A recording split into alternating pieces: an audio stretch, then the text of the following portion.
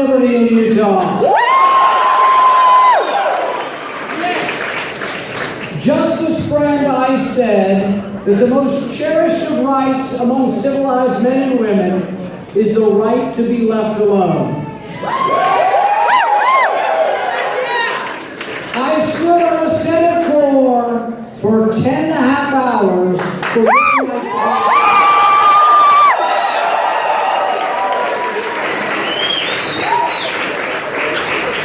behind us on a hill is a vast array of government buildings that collect all of your phone records.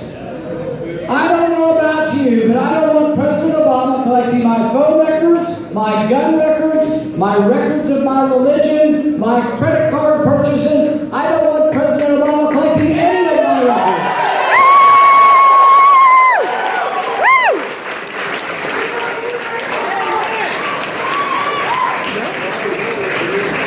The government says we're only collecting them, but we're not looking at them.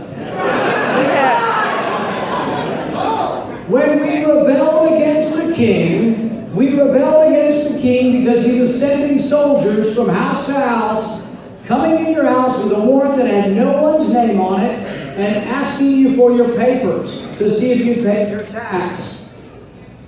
The thing is we now have a government collecting all of your phone records, all the time, indiscriminately, whether they have any evidence or suspicion of you at all.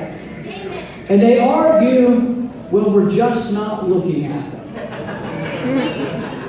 If our forefathers had laid back and said, well, the soldiers are coming in your house, they're taking your papers, they're just not looking at them, would we have accepted that?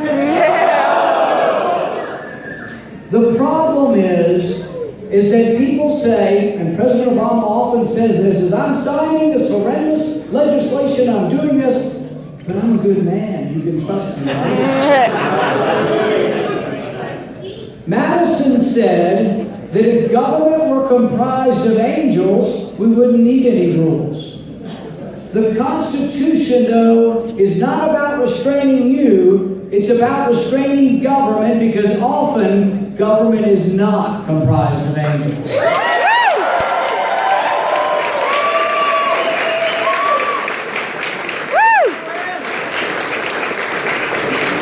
We are borrowing $1 million a minute. We are stealing from the next generation, and we are spending this money with wanton abandon. The Democrats will say, well, where would we cut? How could we possibly cut any spending? Well, you know what? Why don't we start with the $800,000 we spent in Afghanistan last year developing a televised cricket league?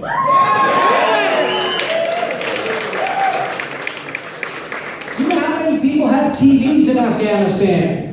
1 in 10,000, and yet we spent $800,000 developing a televised cricket league for them. We spent $250,000. We just learned about this last week. $250,000 to bring 24 students from Pakistan to space camp in Alabama. I know some American kids that don't get to go to space camp. We're bringing Pakistani kids to this country. We spent $300,000 last year studying whether or not Japanese quail are more sexually promiscuous when they're on cocaine.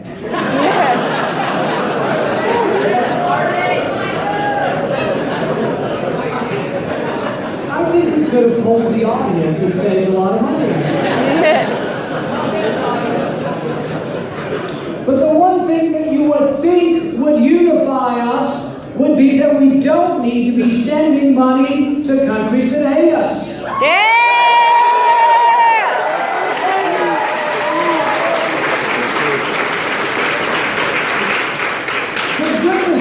Couldn't we just all agree that countries that burn our flag and chant death to America shouldn't get any of our money?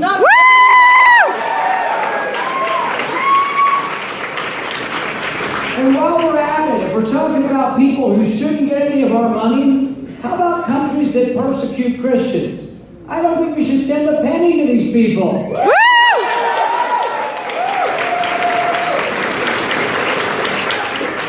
And you think to yourself, who could possibly send money to countries that persecute Christians? We do it all the time. So I introduced an amendment in the Foreign Relations Committee, and how did we define persecution of Christians? All right? I said countries that put people to death for criticizing the state religion. You know what state religion I'm talking about. If you criticize Islam in about 30 countries, you can be put to death.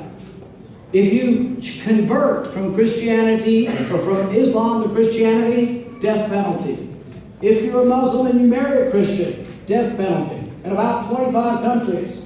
So I introduced an amendment in the Foreign Relations Committee. I said, no more money to any country that have these laws on the books. You want the book?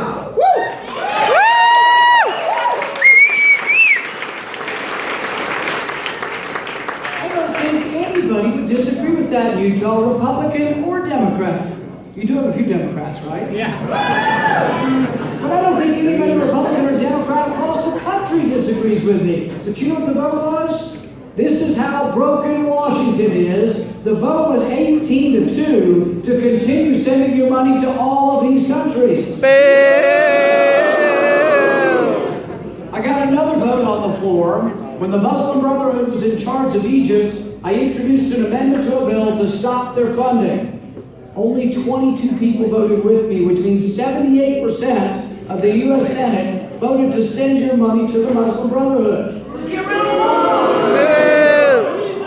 Even some in our party running for the Republican nomination will say, well, that's how we project power.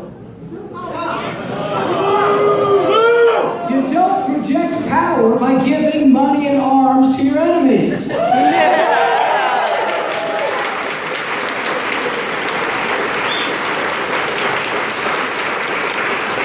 You don't project power from bankruptcy court.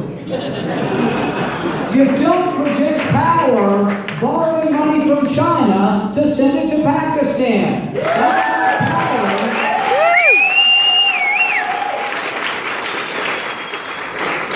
That's not power, that's weakness. We are telling people that we are the patsies of the world, and no matter what you do, we'll still send you money.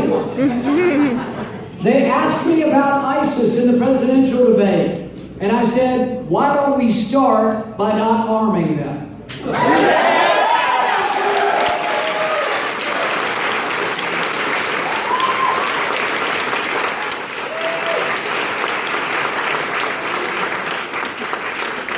ISIS rides around in $1 billion of our Humvees, U.S. Humvees.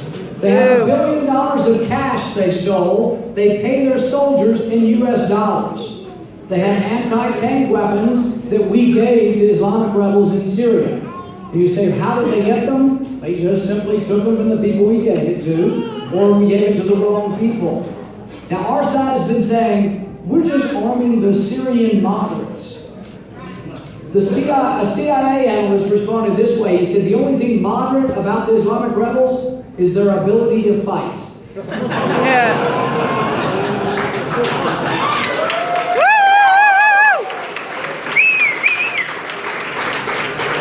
We've given $1 trillion to the Shiite government in Baghdad. Who is their closest ally? Iran. So on the one hand, Iran we say is a threat. On the other hand, we're giving money to their greatest ally. Iran fights alongside the Shiite government. And what do the Shiites do when they are confronted with ISIS in a Sunni city? Run! They run.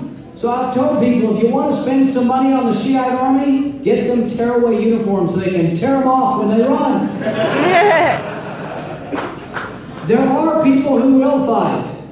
The Kurds will fight to the death against ISIS. Let's get on with it.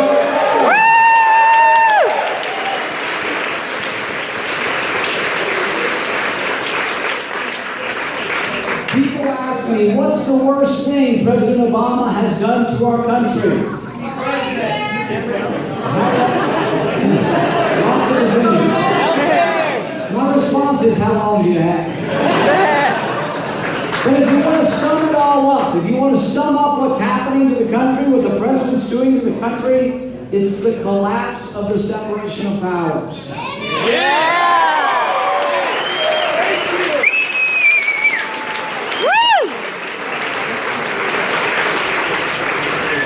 Montesquieu wrote that when the executive begins to legislate, a form of tyranny will ensue. That's what's happening. I promise you this. If I am your president, I will spend every waking moment giving power back to the states and to the people.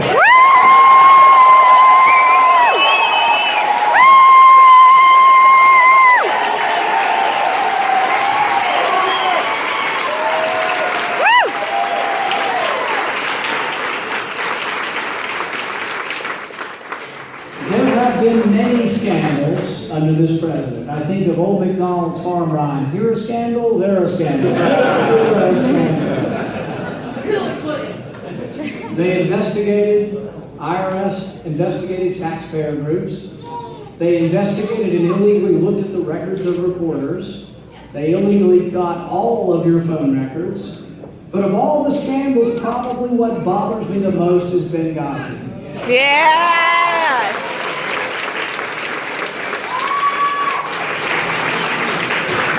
There's been much discussion about Benghazi. They talked about the video, the fake video that was supposed to have caused this, just coincidentally on the anniversary of 9/11. They talked about the spin afterwards, but I don't think we've talked enough about the 9 months leading up to Benghazi. For 9 months, they pleaded for help. They pleaded for more security. And every time and at every turn, it was denied. The military were told not to show your weapons because the freedom fighters in Libya will be offended. Boo. Do you know who the freedom fighters in Libya are? Al-Qaeda, jihadists. Many of them we had in prison before. The guy that runs ISIS now was in prison before. We captured him once and let him go. But the thing is, month after month, leading up to the assassination of the ambassador, we brought people home. We told them not to show their military boots. We told them not to show their weapons, and ultimately we brought them home. Special Forces team after team was brought home. In the middle of all this, they requested an airplane in case there was an emergency. Turns out there was an emergency. When the emergency occurred, there was no plane. Who denied the plane? Hillary Clinton. Wouldn't get on a plane.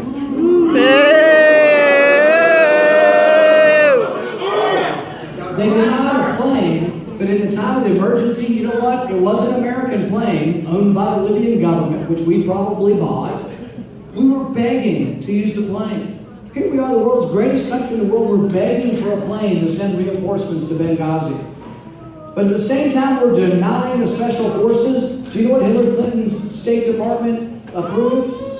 $100,000 for an electrical charging station for the Vienna embassy. They have these electrical cars because they were showing off how green we are, but they forgot that they needed a special plug. So we didn't have enough money for an airplane to protect our embassy and our ambassador, but we had enough money for an electrical charging station in Vienna. We had enough money to send 3 comedians. I'm serious, this is the State Department money. We sent 3 comedians to India on the Make Chai, not war, tour.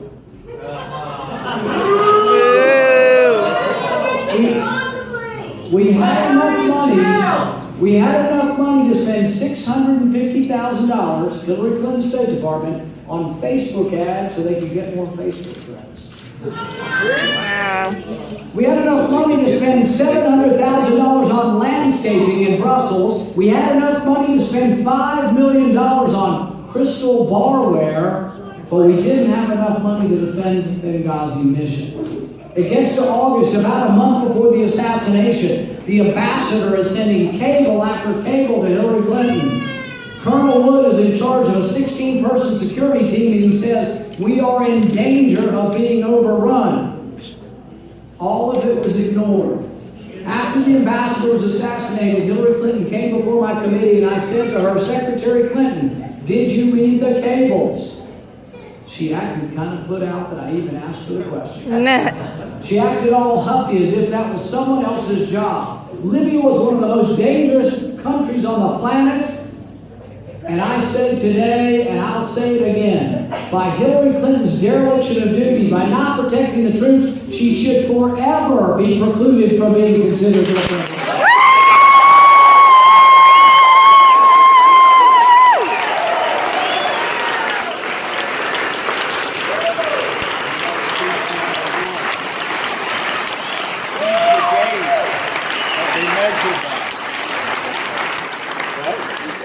So the question is, who are you going to pick, and how are we going to win the presidency back? Utah's pretty easy, but you have a big say in who the nominee is. And the question is, how are we going to win again? Many of your party bosses will say, we just need to dilute what we stand for. We need to be Democrat-like. Anybody want to become Democrat-like? I think we can be boldly for what we are for. In fact, I think we can be more boldly for what we are for and win again.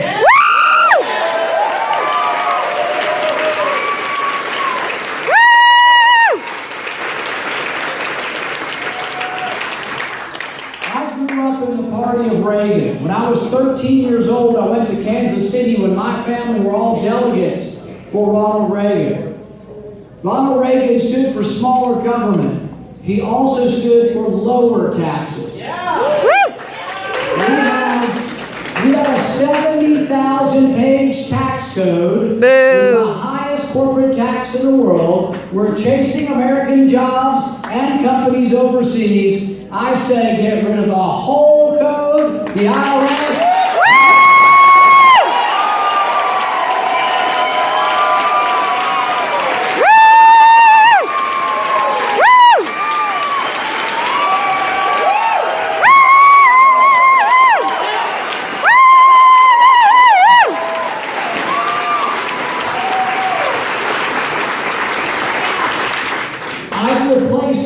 With a tax return you can fill out on one page with one single rate, 14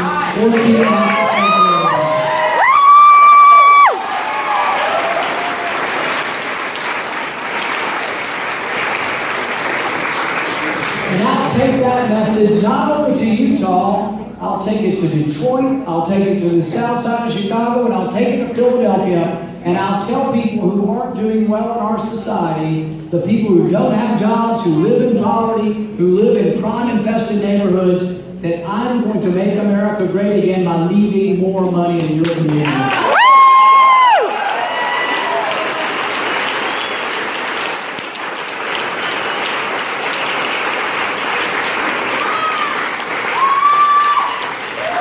We're going to win again when we become the party of the entire Bill of Rights. We're pretty good on the Second Amendment.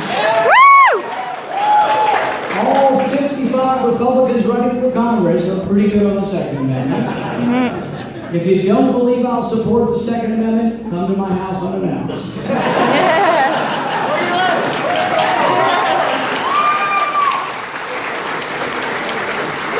But if you want to defend the Second Amendment, you gotta defend the Fourth Amendment.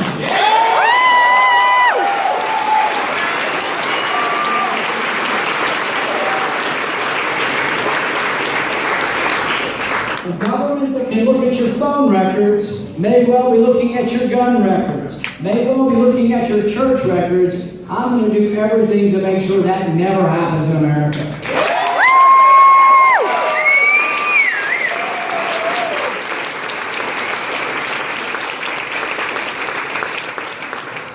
The Bill of Rights is about justice. It's about defending minority rights. You say, well, I'm not a minority. Well, you can be a minority because of the color of your skin or the shape of your ideology.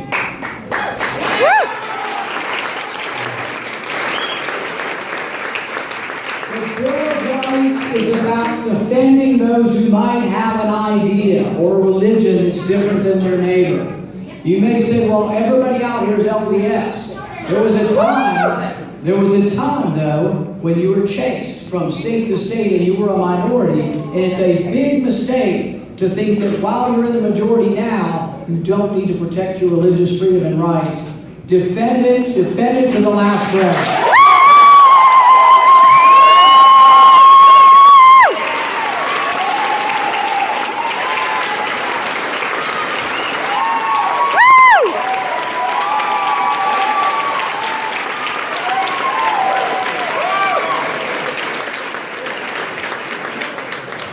The Sixth Amendment says you have a right to a trial by jury. We actually passed legislation in 2011 that began to take that away from you. We now allow the indefinite detention forever of an American citizen without a trial. I had this debate on the Senate floor with another Republican senator. I don't like to name names, but he's from Arizona. So we're having this debate, and I said, incredulously, I said, do you mean an American citizen could be plucked up and sent to Guantanamo Bay without a trial? And he said, yeah, if they're dangerous.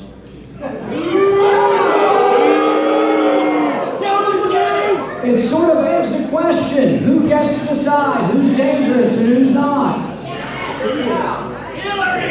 Well, we're having this debate. I think to myself of Richard Jewell. He was the guy everybody said was the Olympic bomber 15 years ago. He fit the profile. He had glasses. I see a few of you out there. He looked like the bomber. He was an introvert. He had a backpack, and he was helpful after the bomb. It's like, really? That's who the bomber is? But everybody said he did it. The TV said he did it. Everybody said he did it. But imagine if it had been a black man in the South in 1920. We have to have the Bill of Rights to defend minority rights. And you can be a minority for any reason.